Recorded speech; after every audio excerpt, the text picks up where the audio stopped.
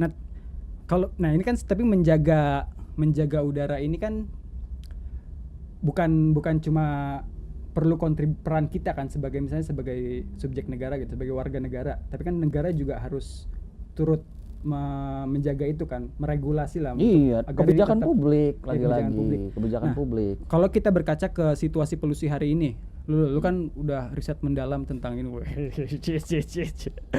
Sebenarnya faktor yang menyebabkan polusi udara hari ini tuh apa? Sebenarnya kan pas di Suara Rebuan bilang ada PLTU dan transportasi ya.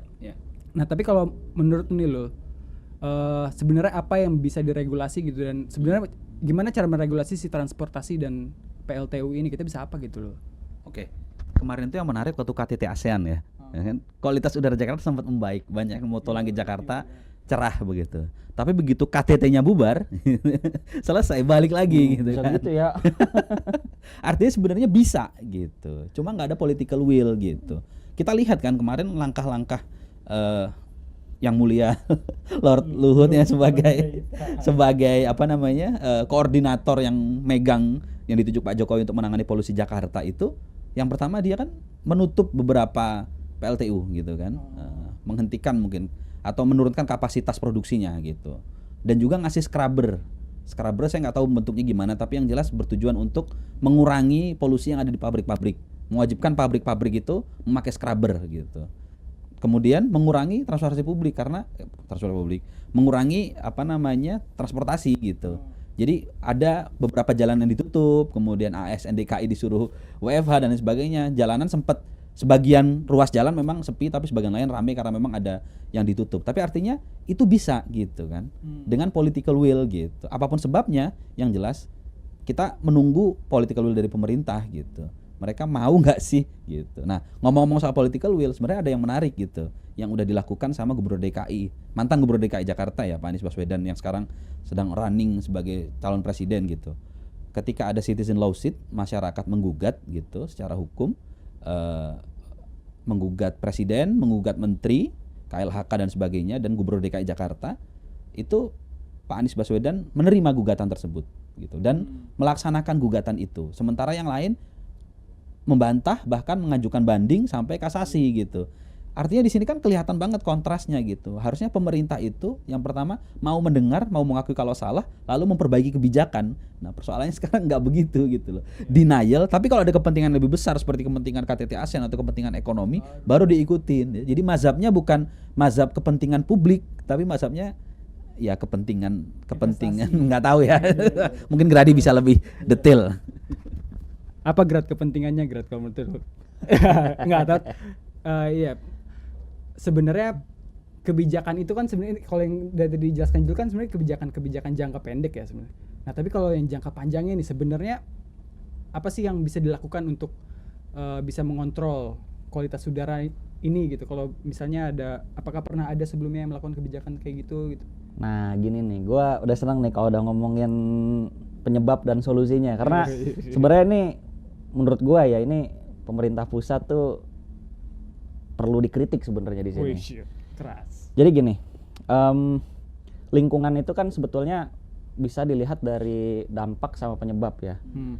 Nah, biasanya kalau kerusakan lingkungan termasuk polusi nih, pencemaran udara itu, dampak yang paling besar dirasakan itu biasanya oleh kelompok bawah tuh, kelas bawah. Tapi penyebabnya itu biasanya datang dari kelas atas yang paling gede. Sama tuh kalau ngelihat data emisi misalnya. Emisi itu karbon itu yang paling gede itu kelompok-kelompok atas tuh, yang nyumbang emisi paling besar, tapi yang paling ngerasain dampak dari emisi itu adalah kelompok bawah. Nah, yang menarik dari pemerintah pusat ini, kita harus kritik ini sebetulnya, ini jadi masalah serius. Kan ada dua penyebab, PLTU sama transportasi. Oke, setahu gua semua sepakat sumbangsih polutan terbesar itu dari sektor transportasi. Kalau pakai datanya pemerintah pusat itu KLHK itu 44%. Tapi masalahnya adalah pusat ini yang waktu itu di statementnya kalau nggak salah Menteri Lingkungan Hidup itu bilang itu bukan PLTU. Padahal PLTU itu walaupun dia tidak sebesar transportasi tapi dia signifikan. Nah, sekarang kelihatan kan dari bagaimana cara penanganan polusi ini itu dilihat dari siapa yang paling disalahkan. Lo lihat aja deh alurnya deh. Paling disalahkan pertama dari sisi sektor itu transportasi. Nah, yang disasar dari transportasi apa? Perilaku. Gara-gara orang suka pakai kendaraan pribadi, Iya. ya kan? Orang Udah kendaraan pakai pribadi buat transportasi lalu publik, lalang iya. segala macem kan, itu ngeluarin gas emisi yang tinggi. Tapi kalau dilihat-lihat lagi, penanganannya tuh justru keras banget tuh ke kelas bawah. Lo lihat aja coba, contohnya apa? Contohnya itu tilang, Oh, yang uji emisi. uji emisi. Yang- Lu iya, bayangin uji emisi motor kena kendaraan. 250.000, mobil 500.000. Iya. Nah, lo bayangin orang-orang yang pakai kendaraan pribadi, baik motor ataupun mobil yang nggak lulus uji emisi, itu kan biasanya kelas menengah ke bawah. Karena apa? Pertama, kendaraan mereka kendaraan tua. Terus orang kalau misalnya mau rutin servis itu kan, misalnya sepeda motor ya, Iya. itu kan biaya. Biayanya Iya. nggak dikit tuh buat servis motor tuh kan. Pasti orang akan ngehindarin itu karena dia punya kebutuhan lain. Makanya dia selama kendaraan bisa gue pakai, sepeda motor masih gue pakai itu aja gitu. Ngapain gue servis? Tapi tiba-tiba nih gara-gara uji emisi, tiba-tiba mereka kena. Lo bayangin yang paling ngerasain dampak dari polusi itu kelas bawah. Kenapa? Karena ya kelas atas kan enak ya, bisa beli tadi misalnya alat penyaring, air purifier dan segala macem kan. Tapi orang bawah ini kan yang paling ngerasain, tapi mereka yang paling disalahkan. Nah, itu problem tuh. Nah, gue mau menyoroti dari dua hal ini. Pertama dari sektor transportasi. Menurut gue, cara kita melihat itu, kita tidak bisa semata menyalahkan perilaku masyarakat.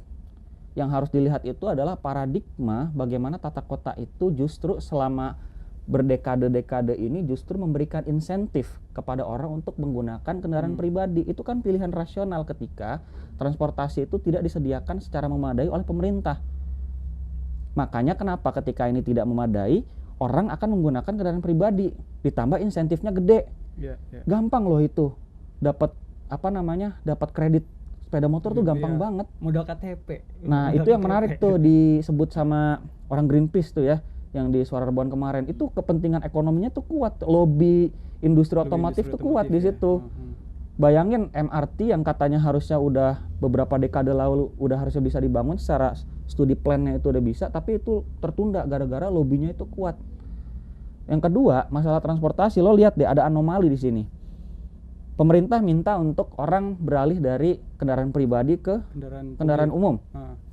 Tapi masalahnya lo cek jumlah atau panjang jalan tol Jabodetabek itu meningkat dalam 10 tahun terakhir. Lo bayangin orang disuruh naik transportasi umum, tapi insentif buat orang naik kendaraan pribadi itu ditambah. Iya, anggarannya malah dialihin untuk Buat ke situ. infrastruktur. Gue memahami kendaraan itu karena pribadi ya. itu kepentingan ekonomi negara. Karena dari situ itu bukan cuma soal jalur transportasinya aja, tapi itu money generator.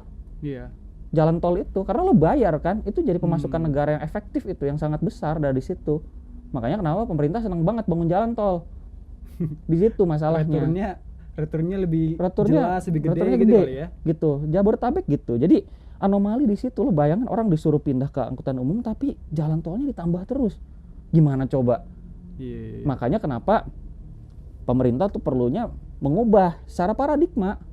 Yang dominan itu harusnya dari bahasanya itu yang car oriented itu tuh, yang basisnya kendaraan pribadi, ke transit yang sifatnya itu transportasi publik. Nah, Gubernur DKI Jakarta Pak Anies itu tuh melakukan itu, ya kan? Iya. Jaklingko itu kan inovasi itu. Dia tidak mengubah sama sekali apa angkutannya existing tuh. Transjakarta BRT-nya udah ada tuh yang dari zaman Sutioso. Planningnya juga udah. Planningnya tetap berlanjut.